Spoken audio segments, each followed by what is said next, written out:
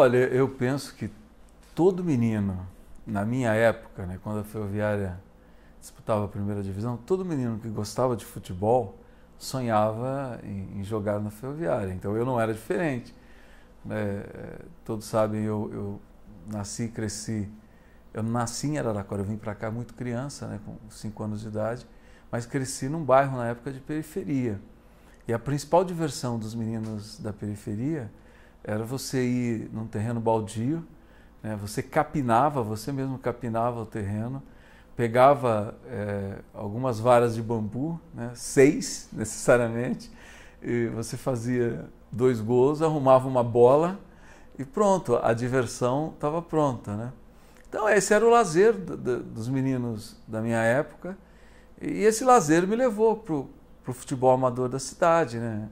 Os campeonatos mirim, dente de leite, todos aqueles que você tinha, campeonato infantil, e depois desse futebol, né, o futebol amador da cidade, o futebol de várzea, eu fui para a Ferroviária, né? Eu fui chamado para fazer um teste na Ferroviária, eu lembro, se fosse hoje, uma sexta-feira à tarde, eu fui, fiz o teste e fiquei, né, fui selecionado. E a partir dali eu fiquei nas categorias de base, né, foi um momento importante para a minha vida, não só essa relação que eu criei com a Ferroviária, que é uma relação muito forte, né, mas também para um menino de periferia, o esporte, o futebol, acaba sendo algo, né, que te dá, né, um caminho, uma disciplina, né, um objetivo, te estabelece rigor, né, na sua conduta. Então foi um momento muito importante da minha vida e eu sou grato à Ferroviária por ela ter me proporcionado essa oportunidade.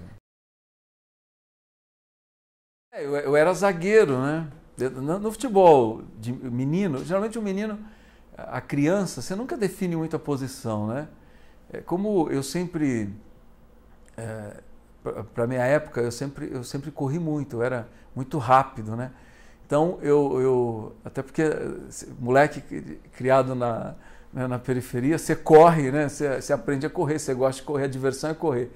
Então, eu era considerado né, que tinha muita rapidez. Então, comecei de atacante, aí eu fui recuando, eu era para minha idade, eu era alto, né, porque eu dei uma esticada na infância, então eu era considerado alto, né? Eu cresci antes dos meninos da minha idade, então eu era considerado alto para a minha época, né? Talvez com 16 anos, talvez 16, 17, eu tivesse já a altura que eu tenho hoje. Então, e depois também parei de crescer, né? Eu cheguei no 1,79 e fiquei ali. Mas eu era considerado alto, então eu era zagueiro, né? Que geralmente o zagueiro tem que ser alto, tem que ser forte. E depois, quando eu cheguei na Ferroviária, eu virei lateral esquerdo. Joguei num time histórico, né? Para a época, né? Nas categorias de base. Um time que tinha o Valdir Chique, tinha Donato, tinha Nenê Clemente, Rosa, Bazinho, Carlinhos, que eram para a época, para a nossa geração, era uma geração de meninos, o James, de meninos que todos achavam que eram meninos promissores, né? Mas foi um momento muito importante. Eu digo, acho que o futebol não perdeu muita coisa, mas para a minha história de vida foi algo bem importante. Por isso, chega uma hora que você fala assim, o futebol não vai, eu não vou acrescentar muito no futebol, deixa eu procurar, né? Eu sempre fui de família muito humilde, que eu tenho muito orgulho, né, da minha origem. E a minha família, claro, eu não tinha condições de continuar tentando futebol e não trabalhar, não cuidar da vida, né? E, por mais que meu pai, mesmo, né, simples, humilde, sempre incentivou, né? Ele sempre, nunca falou assim, você vai parar de jogar bola para trabalhar, isso nunca existiu. Mas chega um momento que você vai crescendo, os seus amigos começam, né? Um compra moto, um já tem um dinheirinho melhor para sair no final de semana. E você começa a dizer, olha, até onde eu vou suportar isso? E você começa a ver também que não, você reconhece as suas limitações, né? Mas aí eu parei, né? Até tive umas outras oportunidades, mas que ainda na Ferroviária, né? Mas que quando a notícia chegava, eu olhava, falava, olha, não vale a pena ir para outro estado e tal. E parei, e fui, né, cuidar da vida, fui estudar, eu nunca parei de estudar, né? Fui trabalhar, arrumei emprego. Meus 2 primeiros empregos, porque como eu fiquei muito tempo envolvido no futebol, meus 2 primeiros empregos foi por conta do futebol. Então, o futebol acabou abrindo as portas para que eu me inserisse no mercado de trabalho, né? Eu era vereador, a Ferroviária caiu, eu era vereador, né? Eu me lembro que eu fiz uma fala emocionada na Câmara. Fala?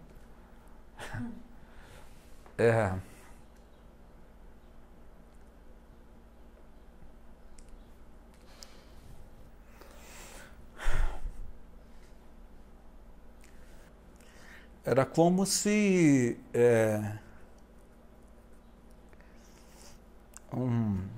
um pedaço da minha história, né?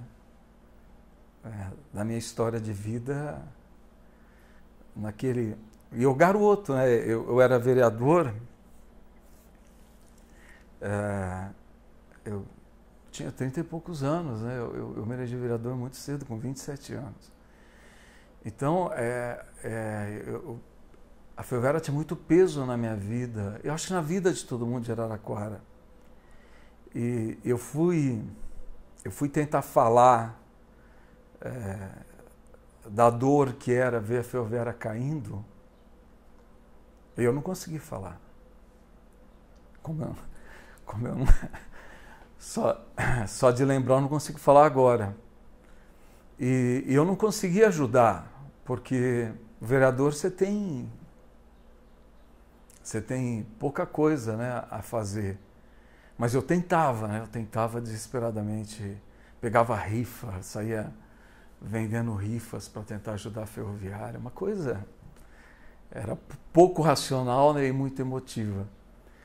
Quando eu me elegi prefeito, na reta final da minha campanha, eu lembro se fosse hoje, o Marcelo e o Guilherme, que são o Guilhermão, que é torcedor até hoje, e o Marcelo, eles me levaram numa reunião com a torcida, porque todos sabiam da minha relação com a Ferroviária. Eu falei para eles que eu não tinha, hoje eu posso falar, eu não tinha muita dúvida que eu iria me eleger naquele momento da campanha.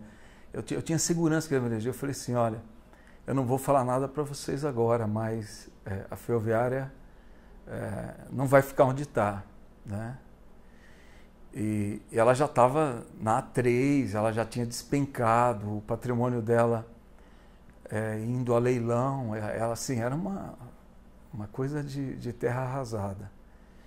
E o dia que eu me elegi prefeito, eu tomei posse, eu não tinha nenhuma dúvida que eu ia governar Araraquara, eu ia ajudar as famílias que mais precisavam, eu ia me dedicar para que a cidade se tornasse uma cidade mais justa. Mas eu tinha certeza que eu ia ajudar a Ferroviária. Então era uma coisa assim, era como se eu fosse fazer um acerto de contas com a história.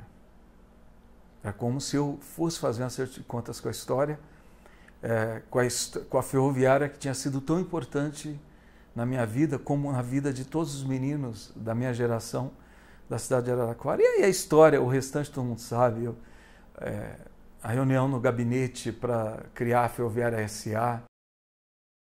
Aí a Ferroviária degringolou de vez, né? Virou uma coisa, a pensão, né, do São Geraldo, que era a concentração, ela foi a leilão, o estádio estava todo ele com pedido de penhora, a Ferroviária estava na Série A3 e tinha caído para a Série para a Série B, ou seja, era o fundo do poço, não tinha mais para onde ela ir. E eu chamei uma reunião com os empresários no meu gabinete e falei, nós vamos deixar a Ferroviária fechar? Aí, mas prefeito, a gente muitas vezes ajuda, põe dinheiro, assim, uma certa desconfiança. Eu falei, tá bom, deixa eu apresentar uma proposta para vocês. E aí um grupo de advogados, das empresas que estavam lá, conseguiram formular a proposta de uma SA de capital fechado, onde cada empresário que colocasse uma parcela de recursos, aquela parcela iria ser convertida imediatamente em ações. Então eles seriam, não só eles estariam ajudando, mas eles seriam proprietários da Ferroviária, e empresários, né, comprometidos com a cidade. E aquilo deu certo, e depois outros investidores foram chegando. Claro que não foi linear, nem teria como ser, porque ela teve altos e baixos, né, em momentos que eu penso de erros e acertos, que é natural. Mas eu sempre dizia o seguinte, a Ferroviária ela não pode fazer um bate-volta na 1. Ela tem que se estruturar para que, quando ela chegar na 1, ela chega e fique na 1. Então eu dizia, olha, tem que organizar as categorias de base. Sem as categorias de base é muito difícil uma equipe ter estrutura para se manter, porque se ela não revelar jogadores, se ela se esses meninos depois não forem para outros clubes, isso não virar recurso para a Ferroviária, é muito difícil. Então, as categorias de base, a questão organizativa fora de campo, né? E tudo isso vem num crescente. Se eu fosse aqui agradecer a todo mundo que acreditou naquela proposta que eu apresentei na SA, eu ficaria aqui ocupando talvez o teu programa inteiro, a tua matéria toda. Porque é muita gente, desde o Valdir Moscato, que foi o primeiro presidente da SA, o Juninho, né, o Dr. Elson Ferreira, que foi muito importante, o Marcelo Liba, enfim, tanta gente, o Alcir, tanta gente que foi uma sinergia naquele momento. E hoje, né, o Carlos Salmazo, o Zé Manuel, Cid Clay, veio a parceria com o Atlético Paranaense, que foi muito importante para a Ferroviária também, porque não só a questão de montagem do time, com os jogadores que vêm do Atlético, mas o know-how. Né? É o know-how que você começa a obter, no meu entender, de um dos clubes mais organizados do ponto de vista administrativo do Brasil, que não tem dívida. E depois outros investidores que vieram, que acreditaram. Então, se criou uma sinergia. Eu penso que esse planejamento... O ano passado já era para ter tido acesso. Aí, uma desorganização com a saída do treinador, que quebrou o planejamento, ela não teve acesso. Ela se desorganizou e não subiu. Esse ano, né, a vinda do Milton Mendes, que eu penso que é um treinador que vai fazer uma carreira brilhante no Brasil, porque ele é muito acima da média dos treinadores brasileiros. Né? Essa sinergia com o Atlético, com o Cid Clay Menezes, o Zé Manuel, isso se criou uma estrutura, a montagem do elenco, né? A capacidade do Milton em comandar o elenco, fora de campo, né? O Salmazo, o Conselho da Ferroviária, o Juninho, tudo isso deu certo, né? Se criou uma sinergia e nós estamos vivendo esse momento que é histórico e que é emocionante. Às vezes as pessoas de fora de Araraquara às vezes não entendem. Então, às vezes tem dificuldade para entender. Mas quem entende a história de Araraquara entende a Ferroviária, a importância da Ferroviária. Araraquara, a Ferroviária não chama Ferroviária por acaso, ela chama Ferroviária porque era o clube dos ferroviários. E a cidade de Araraquara, o boom econômico da cidade de Araraquara, quando Araraquara de fato cria importância, né, no interior paulista como polo econômico, se dá com o desenvolvimento da ferrovia, a história da ferrovia chegando em Araraquara, a ferrovia, né, a estrada de ferro Araraquara que chega, né, e cria o conceito de Alta Araraquarense, né, que é toda a região de São José do Rio Preto. Então, é impossível, a ferroviária e Araraquara é uma coisa só. A ferroviária é o maior símbolo de identidade do povo araraquarense. Por isso que as pessoas de fora não entendem. É quase um êxtase que a cidade está vivendo, porque é um reencontro da cidade com a sua própria história, né? Olha, eu conto, as pessoas não acreditam, mas eu vou falar aqui exatamente como aconteceu. Primeiro, a equação para sanear as dívidas da Ferroviária não foi uma equação simples. As pessoas hoje, às vezes, têm dificuldade para entender. E o tanto que eu fui criticado, porque eu não tinha dinheiro como prefeito. Como é que eu vou arrumar dinheiro para comprar a arena, a fonte luminosa na época, para não deixar a fonte ir a leilão? Para que a fonte não virasse um condomínio de prédios, para que a fonte não deixasse de existir, ou que a fonte deixasse de existir. Então eu tinha que montar uma equação. Eu tinha um comprador de um patrimônio da cidade que essa equação, essa operação imobiliária criaria as condições para que eu salvasse a fonte luminosa. E o que era? Era o Clube Araraquarense que queria comprar o estádio municipal. De muitas histórias também, de histórias importantes no futebol. Eu dizia assim, ou a gente deixa o estádio municipal como patrimônio da cidade, ou a fonte luminosa. E eu sempre dizia o seguinte, governar é fazer opção, não tem jeito. Quem se nega a fazer opção não governa. E eu falei assim, olha, para a história da cidade é melhor salvar a fonte luminosa. E eu vendi, a prefeitura vendeu, numa votação na Câmara, assim, que uma coisa terrível que foi, né, para que a Câmara me autorizasse a vender o estádio municipal para o Clube Araraquarense, porque com o dinheiro da compra do estádio municipal, eu iria quitar as dívidas da Ferroviária e a arena passaria a ser do município e eu salvava a fonte luminosa. Eu fui muito criticado. Se você puxar os jornais da época, todos, inclusive gente que hoje vai lá na arena, né, vibra com a Ferroviária, que faz parte da democracia, as pessoas têm o direito de fazer autocrítica. Mas escreveram artigos duríssimos contra mim. Fizeram uma pressão imensa nos vereadores para que eles não aprovassem. E os vereadores entenderam, a Câmara entendeu, e foi muito importante. E eu não podia dar o dinheiro para a Ferroviária, porque todas as contas da Ferroviária estavam bloqueadas e com pedidos de penhora. O que eu fiz? Eu fiz um concurso de credores. Eu publiquei em jornal e chamei todo mundo que tinha dívida, que a Ferroviária era devedora, que viesse até a prefeitura. E eu pus o dinheiro numa conta, com autorização judicial, a prefeitura ia pagando as dívidas da Ferroviária, que se colocasse o dinheiro na conta, o dinheiro desapareceria. Então, dívidas de 500 mil reais, nós conseguimos quitar por 300, dívidas de 50 por 30, de 20 por 10, e nós fomos pagando todas as dívidas da Ferroviária. E ficou ainda um período que nós falamos, outras dívidas vão aparecer. Então, eu me comprometi com o prefeito que, num período que dívidas que aparecessem, a prefeitura pagava. E foi, do ponto de vista imobiliário, foi o melhor negócio do mundo, né, para a prefeitura. Eram 100 mil metros de área na fonte luminosa, que na época não custou 7 milhões de reais. Então, era uma coisa assim, era uma operação imobiliária que a prefeitura ganhou muito. Aí eu olhava para aquele estádio, caindo aos pedaços, eu pensava, o que eu vou fazer com esse estádio agora para reformar, né?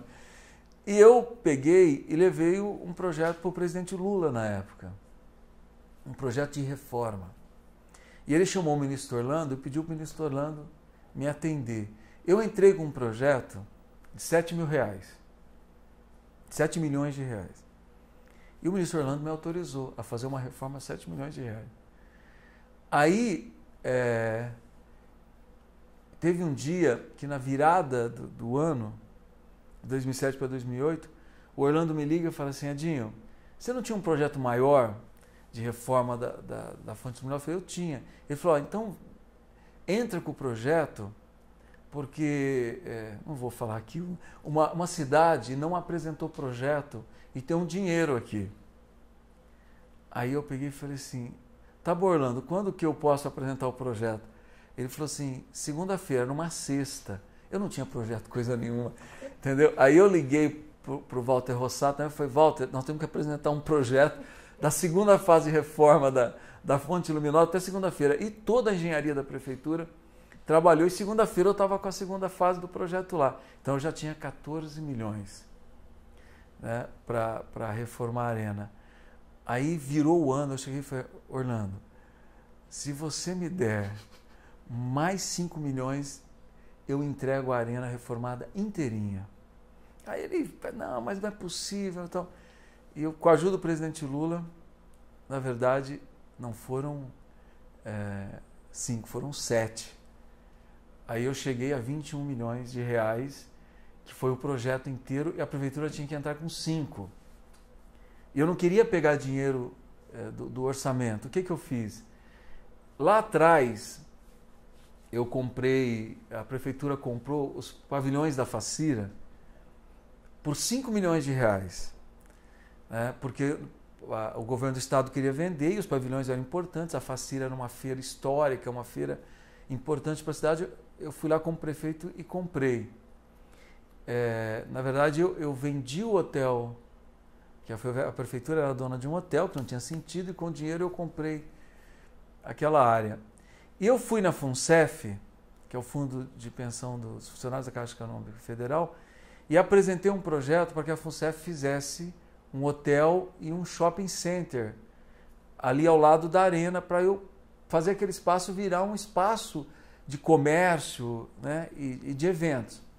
A FUNCEF topou, ela me dava 5 milhões, ela comprava um pedaço da área por 10 milhões, uma área que eu tinha pago por 5, eu vendi um pedacinho por 10. Os 5 era para fazer o centro de eventos e os outros 5 era a contrapartida para o estádio. Então, com 27 milhões de reais, se eu não me engano, talvez um pouquinho mais, nós reformamos a arena e fizemos a primeira arena padrão FIFA do Brasil. Porque eu peguei o caderno de encargos da FIFA, com a ajuda, a gente já tinha essa parceria com o Atlético Paranaense, com a ajuda do Mário Celso Petralha, que trouxe para cá todo o pessoal que desenvolveu o projeto da arena. Tanto é que você pegar a arena da Fonte, ela é muito parecida com a arena da Baixada. Assim, o formato, né? Claro que a arena lá é mais sofisticada. E nós pegamos o caderno de encargos e fizemos o projeto. Então, nós fizemos uma arena com menos de R$1.000 o assento. Se você pegar a Copa do Mundo, os estádios foram feitos com R$11.000, R$12.000, R$9.000. Nós fizemos com menos de R$1.000 o assento. Tanto é que na época a presidenta Dilma era ministra-chefe da Casa Civil, ela veio com o ministro Orlando visitar e ela ficou impressionadíssima com o padrão da arena da Fonte e o custo, né, que era um custo baixo. Então foi isso, dizer assim, olha, eu elaborei um projeto, né, como prefeito. Não, eu fui aproveitando as oportunidades que foram aparecendo e nós construímos a arena e penso que a Ferroviária na primeira divisão, nós vamos lotar aquela arena e também eu fui muito criticado na época, fazer uma arena no interior de São Paulo para um time de segunda divisão. Mas claro que não era só para time de segunda divisão. O objetivo, ela é uma arena multiuso. O importante é que se trouxessem jogos, vários jogos vieram para cá, jogos importantes, e também com a proteção do gramado, né, com os cuidados devidos, que você possa fazer ali shows. Né? Então ela é uma arena multiuso para movimentar o lazer da cidade, né, a indústria do lazer. Mas foi isso, a história da arena é essa. Vai ter um time de primeira divisão, né? E sábado, o sábado anterior, né? O último sábado que a Ferroviária jogou, que eu pude estar no campo, né? Que foi contra o Novo Horizontino, foi uma coisa emocionante. Eu fiquei... Primeiro a Ferroviária por si só me emociona, vocês já viram aqui. Mas a hora que eu vi aquilo, eu ficava pensando, essa era a cena que eu sempre sonhei quando eu lutei para construir a arena, né? Era um dia ver a arena desse jeito. E teve uma hora que acabou o jogo, eu fiquei de pé, né? Eu só olhava. Eu estava com meu filho junto, ele falava assim, né, meio olhando para minha cara, o que você... Eu não conseguia sair do lugar, eu ficava só olhando, né, aquele êxtase dos torcedores, né? Eu pensei comigo, essa era a cena que eu sempre sonhei assistir quando eu... porque eu vou te falar, o dia que as obras da arena começaram, eu fui lá ver e tinha um guindaste com aquela bola de aço. A hora que o guindaste, aquela bola bateu na arquibancada antiga, aquilo ruiu, eu falei, meu Deus do céu! E agora? E se essa arena não sair agora? Eu falei, nossa, eu vou ter que trabalhar que nem um louco para viabilizar, porque a hora que aquela bola de aço bateu e aquela arquibancada, onde era a boca do lixo, aquilo desabou, eu falei, meu Deus do céu, e agora? E aí no ano seguinte, né, na inauguração também foi um dia emocionante. Sabe aquilo? Festa é para festejar, né? Eu e Araraquara toda, nós queremos festejar muito, porque 19 anos são 19 anos. O ano que a Ferroviária caiu foi o ano que meu filho caçula nasceu. Meu filho caçula, o mais velho, também não vivenciou. A Isabela, que é a do meio, o Pedro, a Isabela, que são os mais, não vivenciaram. Mas o caçula, ele sequer ouviu falar, né, da Ferroviária na série A1, que é o João. Então, nós temos que festejar muito. Tem uma geração em Araraquara que não sabe o que é a Ferroviária na primeira divisão. Então nós temos que festejar muito. Agora, no dia seguinte, eu penso que a diretoria tem que se reunir, tem que planejar, como planejou até hoje, ter muita racionalidade e montar um time que honre, né, esses 19 anos de espera para que o ano que vem seja um time competitivo na primeira divisão e que a gente possa ter muitas alegrias na Arena da Fonte Luminosa.